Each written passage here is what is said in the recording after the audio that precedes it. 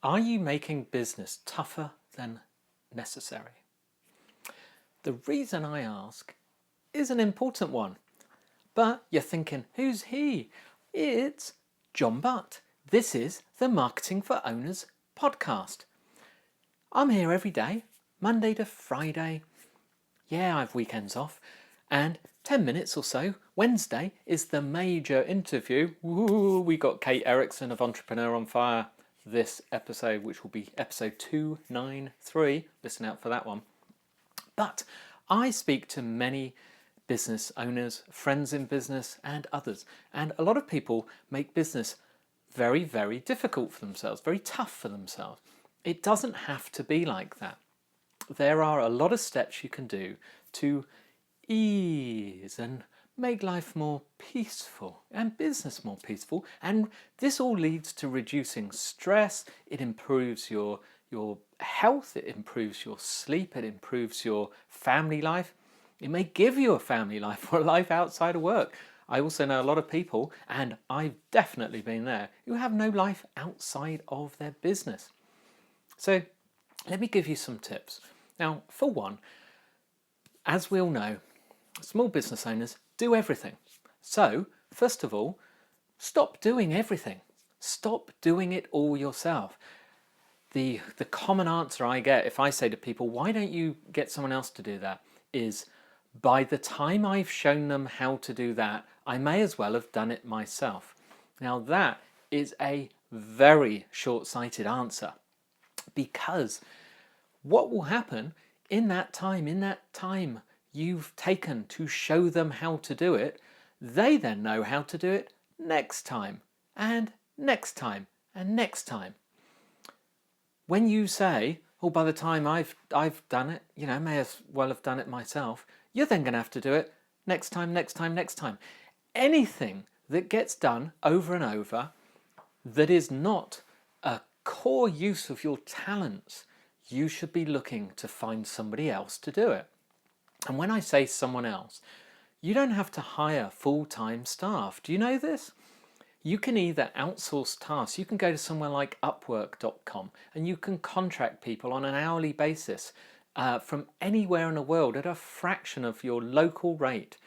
And those people, when they're working, they log their hours. Upwork has a system that can even photograph their screen as they're working when it's being logged and you're being charged, so that you can see if they're surfing the internet or if they're actually doing your work. How clever is that? So when another thing is, may say, well, how do I train them? I haven't got time to train them. How did you learn how to do it? That's my next question, is how did you do it? You figured it out, and then you did it, and then you did it again and again, and you got better and better and better. So you now have the exact special way of doing it. So video yourself or record yourself or just write down the steps. And when I say video yourself, there are screen capture tools that are for free. If you go to Jing, just Google Jing, Jing. It's a free tool. I use it every day. It has a free video screen capture as well as picture screen capture.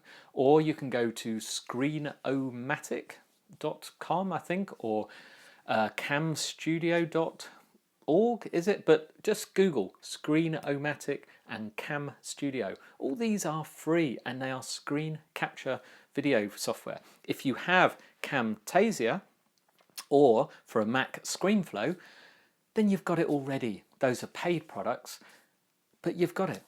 You can just work through it, you can speak as you do it, and at the end save it and send them the video. This is how it's done. Simple as that. So that was the first one, is allow others to do it.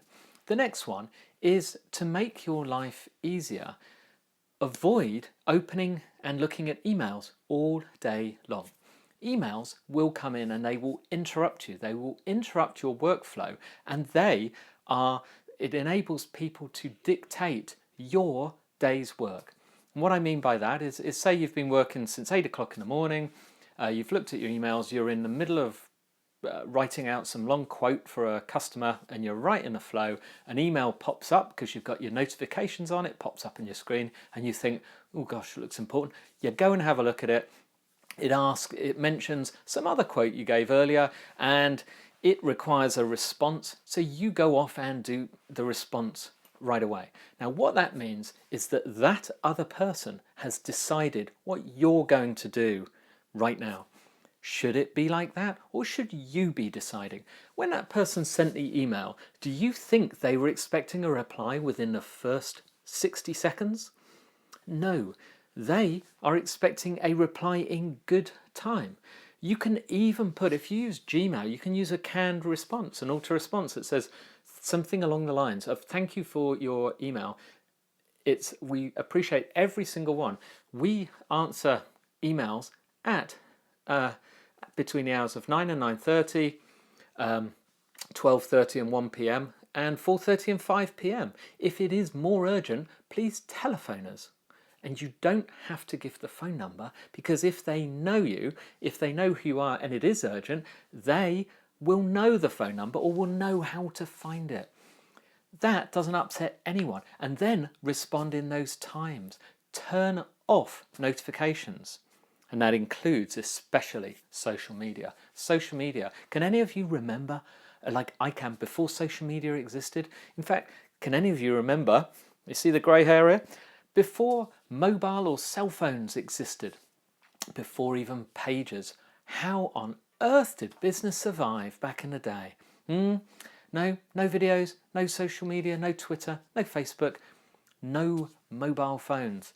What did we do? Well, we did the same. It all managed. We just didn't have as many distractions and were able to get on with our work. Clever, eh? We even managed without computers. But I won't go into that because you won't believe me. Yes, I'm that old. So that is something else, is avoid letting things distract you. Let you dictate your own day. Okay. Now, another one is to plan. So map out, don't have one of these forever long written down to-do lists.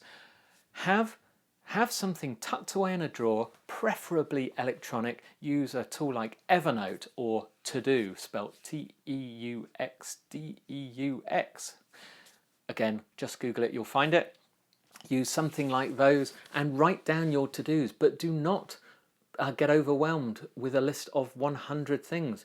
You only want to write down the important things, the things that progress. And every day, decide to take off 2 of those things and do them, the 2 most important. Yes, they may be horrible. There's a Brian Tracy book called Eat That Frog, or Eat the Frog, and it says, if you can do the most dreaded task first of all on your to-do list, your day will get so much easier and it will be done. So plan your day, get a couple of things done and progress through it. Now, also, say for instance you are a chef and you own a restaurant. Now the chances are you're going to be in the restaurant cooking or chefing. What about the business? When are you going to do that? Or is someone else going to do it? Perhaps you won't have time for all the other bits, but you want to be in control because you're a control freak. You started it, you know how it should be done. Make sure everybody else knows exactly what their responsibility is, what their area of work is, and stick to it. You stick to yours. You may be the boss, but you need to define what you do and let everyone else know.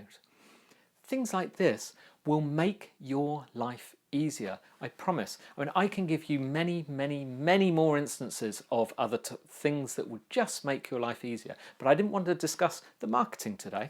I just wanted to make you think about the way you work.